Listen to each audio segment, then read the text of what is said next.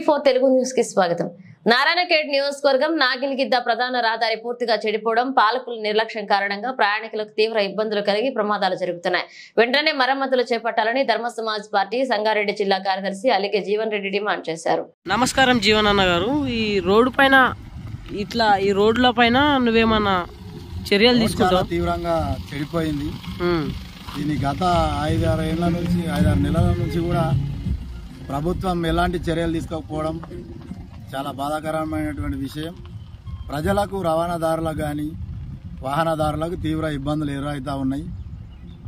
10 లక్షలు, 15 లక్షలు, 20 లక్షల కార్లు కూడా తీసుకొని పోయి వాళ్ళు డ్యామేజ్ అవుతూ ఉన్నాయి. ప్రజలు అనేక ఇబ్బందులు పడుతూ ఉంటే కాంట్రాక్టర్లు కానీ నాయకులు కానీ ఏం చేస్తారో అర్థం కావడం లేదు.